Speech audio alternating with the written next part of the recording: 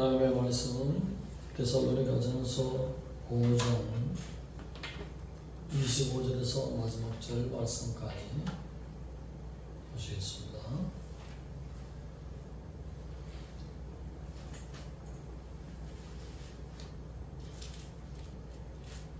(332페이지) 합독합니다. 시작. 형제들아, 우리를 위하여 기도하라. 거룩하게 입맞춤으로 모든 형제에게 문안하라. 내가 주를 힘입어 너를 명하노니 모든 형제에게 이 편지를 읽어주라. 우리 주 예수 그리스도의 은혜가 너에게 있을지어다. 아멘. 끝 맺는 말, 끝 인사를 바울이 하고 있습니다. 형제들아, 우리를 위하여 기도하라 했습니다. 3장에서는 바울이 데살로니가 교회를 위해서, 성도들을 위해서 첫 번째 중보기도하는 내용이 나왔습니다.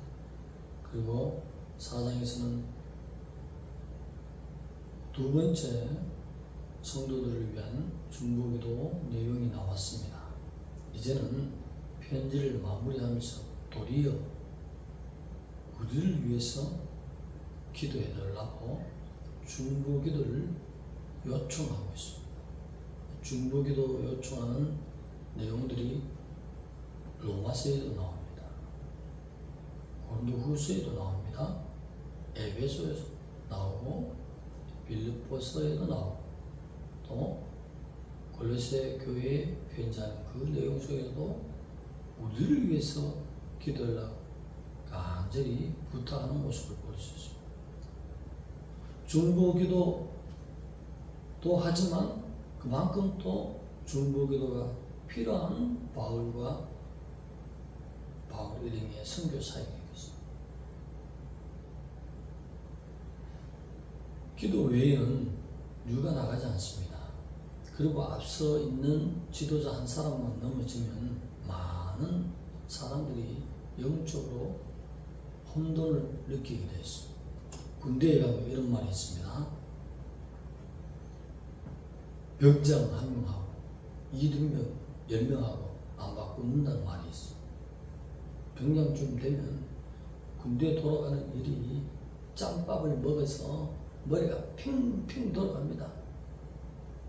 눈칫밥을 오래 먹었기 때문에 어떻게 해야 될지를 피할 길도 알고 수습할 길도 알고 리더도 할 수 알고 모든 것을 할 수 있습니다.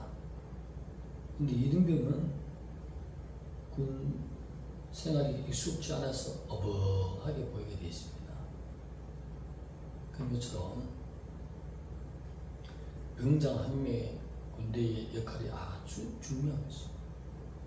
바울은 곳곳에 편지하는 곳곳마다 성경 축자 영감설입니다. 하나님의 성령께서 그 사람의 감동, 감화를 주어서 글을 적게 하는 것입니다. 그만큼 앞서 있는 종들의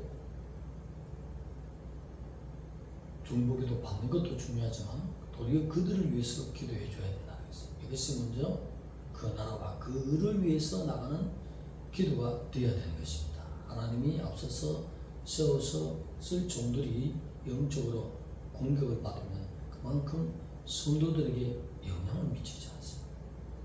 그래서 곳곳에 자기를 위한 선교 일행을 위한 중보기도를 간절히 바라고 있는 것입니다.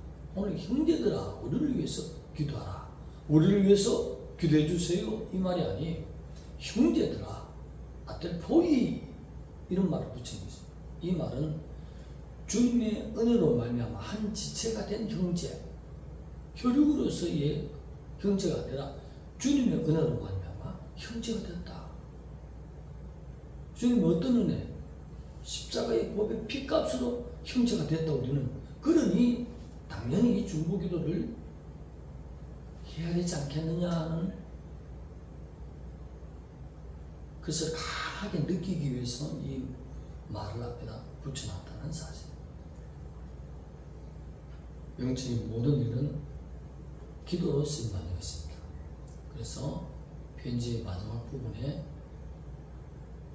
우리를 위해서 기도해달라 하는 것이 아니라 형제들아 말을 붙여서 꼭 기도가 필요하다. 기도 없이는 한 영혼도 구원할 수 없다. 나의 기도로 우리 몇몇 함께하는 선교 일행으로서는 영혼을 빼앗긴 영혼들을 어둠에서 건져내기 너무나 역부족이다. 성령님의 강력한 역사가 나타나야 되겠으니 형제들아 우리가 주님의 십자가의 공로로 그 보배 피 안에서 하나가 되지 않느냐? 강하게 요청하고 있는 바울의 모습이었습니다. 그러면서 거룩한 입맞춤을 하라. 그런 문안의 인사를 하라 라고 하는데 이것은 원래 기독교에서 시작된 것이 아니에요. 페르시아의 인사 관습 그것을 그대로 지금 좋게 보여서 교회 안에서 시행을 했다는 거지. 그래서 그 인사법을 교회에서 이루어지기 때문에 바울은 거룩한 입맞춤이라 명명했다는 것이. 그러나 이것이 오래가지 못해서 이방인들에게 비판도 많이 받고 그래서 알렉산드리아의 클레멘드라는 사람 때문에 공식적으로 교회에서 폐지했습니다. 얼마간 가지 못했다는 사실이죠. 시행은 거룩한 입맞춤으로 시작했지만 좀 좋지 않은 모습이 있었기 때문에 클레멘드가 공식적으로 폐지했습니다. 그런 얘기까지 성경에 다 기록하려면 오늘 성경책이 너무 두꺼워서 가지고 다니지 못하는 것입니다. 그러나 바울 때쯤에서는 그래도 그 페르시아의 관습 교회 안에서 시행하는 게 참 멋있다 싶었는데 결국은 좋지 않은 모습이 나타나서 그렇게 폐지한 모습을 봅니다. 아무튼 간에 교회에 우리가 세상적으로 좋은 것들 있으면은 말씀 시간 외에 재정적인 면이나 행정적인 면이나 우리가 가져올 수 있고 도입할 수 있습니다. 그러다가 좋지 않은 모습을 보이면 당장 버리면 되지. 그러나 바울 때까지는 그래도 거룩한 입맞춤이 있었다는 사실입니다.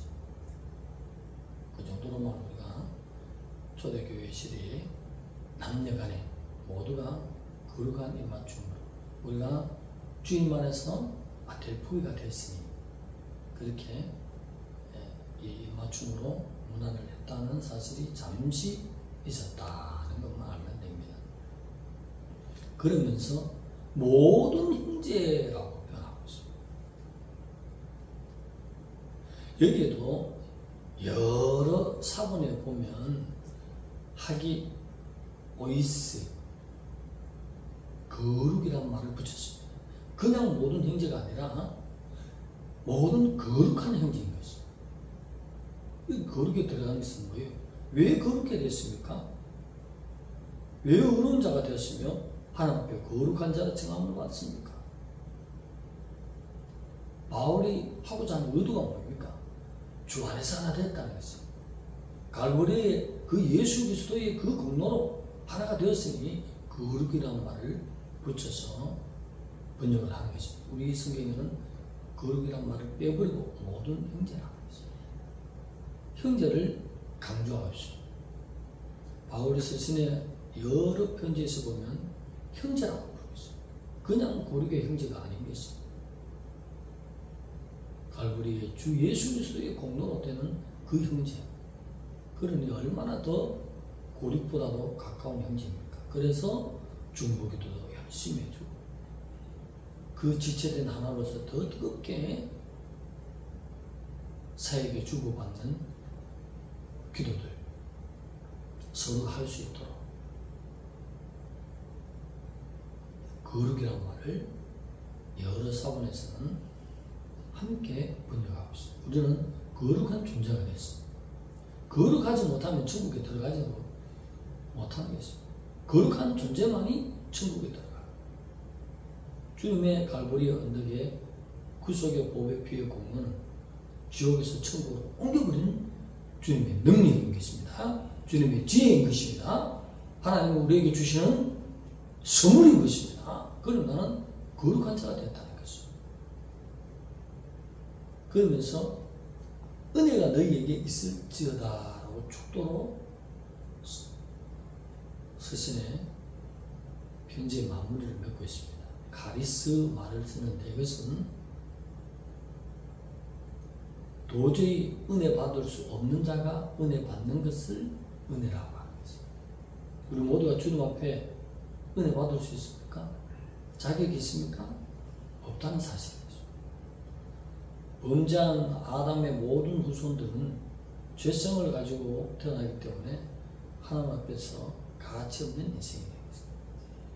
하나님은 로마서에서 밝히지만 로마서 1장에 하나님의 법, 하나님의 마음을 읽을 수 있잖아요.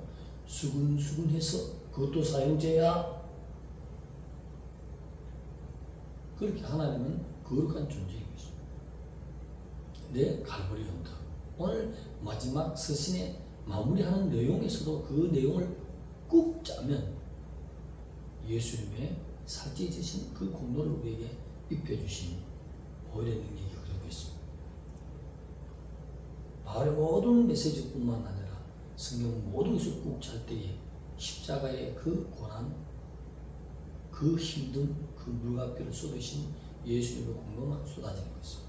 쓰는 은혜라는 말, 형제라는 말, 아텔포인 말, 하기오이스, 카리스 은혜 전부 십자가의 능력인 것입니다. 바울이 자랑하는 것은 연구하면 연구할수록 예수의 이름만 나오고 오히려 능력만 나오고 마지막까지 그 은혜가 있을지어다. 그 어떤 은혜? 카리스 받을 수 없는 자가 은혜를 누리는 그 은혜가 있을지어다. 대단한 축도의 말씀이겠습니다. 바울의 모든 서신의 첫 문을 여는 것이 은혜와 평강이 너희에게 있을지어다. 나 바울은 편지하노니 그렇게 하면서 은혜와 평강이 너희에게 있을지어다. 첫 문을 여는 것이 은혜인 것입니다. 거기도 짜보세요. 뭐가 나오죠? 십자가의 주님의 공로가 쏟아진 것이. 말로는 보혈이라 하지 않지만 그 모든 말을 깊이 묵상할 때 왜 카리스란 말을 썼지? 왜 아텔포이 형제란 말을 썼지? 왜 하기오이스 거룩한 말을 썼지? 그 당시의 사람, 헬라의 사람들 듣기만 하면 뭘 말하는지 안다는 것이죠. 아, 주님의 공로. 우리 번역을 했기 때문에 은혜, 형제, 거룩 이렇게 말지만 그 당시의 사람은 느껴지는 것이 예수 그리스도가 그 말씀 속에 섬뜩섬뜩 보이게 되어 있습니다. 할렐루야! 그래서 모든 서신에 바울이 하는 것은 예수의 피 뿌리는 역사인 것입니다. 베드로는 이런 지적인 말을 쓰는 것도 중요하지만 피를 받으십시오. 보혈을 받으십시오. 이렇게 있어가는 것입니다. 베드로는 그렇습니다. 그러나 바울은 갈릴리 출신이 아니라 가마니엘 문학생으로서 로마에서도 태어났잖아요. 그래서 학력과 철학과 신학과 모든 것을 갖추었기 때문에 단어 하나하나를 쓴 것을 베드로처럼 보혈을 받으십시오 이렇게 하지 않고 은혜가 어떻게 옵니까? 갈고리를 넣으시겠죠. 아텔포이 어디서 오는 그 형제입니까? 예수 보혈로 믿으신 형제. 하기오스 어디서 오는 것입니까? 십자가에 일어나는 것입니다. 그래서 바울의 모든 메시지는 짜버리면 예수님의 공로만 나타나는 것입니다. 나의 자랑은 뭐죠? 주님의 십자가만 자랑한다. 모든 단어와 모든 것을 써서 주님을 전하는 것입니다. 그래서 오늘 마지막 인사글에도 우리 한글로 볼 때는 그렇구나 라는 단어지만 헬라 사람들이 들을 때는 전부 예수님의 보혈이 절철철.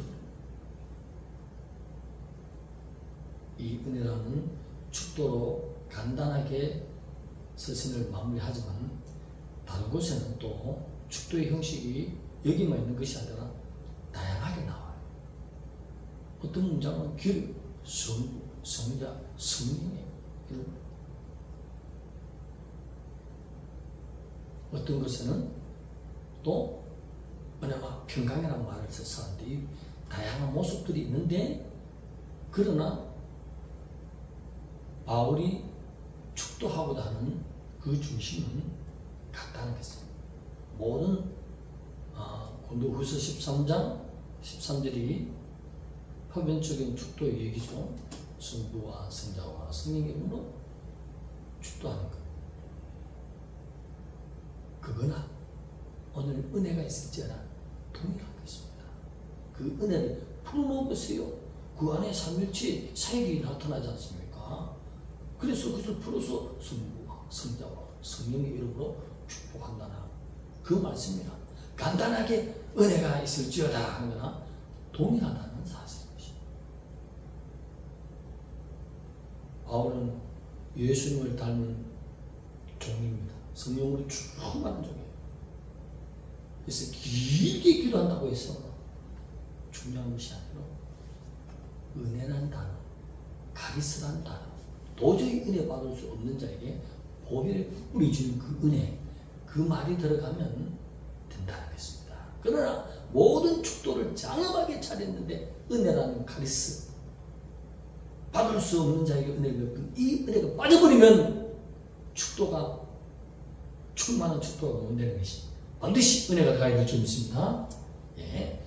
고린도후서 13장 13절에 장엄하게 멋지게 학문적으로 모든 것이 갖춰서 하는 축도나 오늘 간단하게 은혜가 있을지어다 하는 것은 동일하다는 것입니다. 뭐가 들어가야 되죠? 은혜가 들어가야죠. 이 은혜 깊이 파고들어가 뭐죠? 헬라 사람들이 느낄 때 뭐죠? 보혈이죠. 보혈이 빼버리면 구원도 없고 기도의 값어치도 없고 하나님 앞에 나갈 수도 없고 아버지가 기뻐하지도 않고 받지도 않는다는 것입니다. 할렐루야! 그래서 바울이 말하는 그 축복의 축도의 말은 항상 은혜, 가리스가 들어간다는 것. 그리고 모든 서신의 끝 그리고 앞 처음과 끝이 항상 성경을 한번 보세요. 항상 은혜는 말에 들어갑니다. 우리는 은혜의 사람이겠습니다. 예수님이 이끌지 않으면 아무도 아버지 앞에 올 수 없는, 은혜 받을 수 없는 자들입니다. 그러니 예수님을 최고의 존경받을 자, 그분을 존중하고 그분을 높이고 그분을 위해서 살아가십시오. 그러면 더 큰 은혜, 가리스가 우리에게 덮여질 것입니다. 할렐루야! 기도드리겠습니다. 하나님 감사합니다. 우리를 사랑하시는 주님, 주님의 카리스로 말미암아 영생을, 천국을 선물 받았습니다. 주님, 온전히 주께 영광 돌리는 사람으로서 더 큰 카리스를 받아서 세상 가운데 영향력 있는 그리스도의 인의 삶을 살 수 있도록 하나님 더 큰 은총 입혀 주옵소서. 예수님의 이름으로 감사하며 기도드리옵나이다.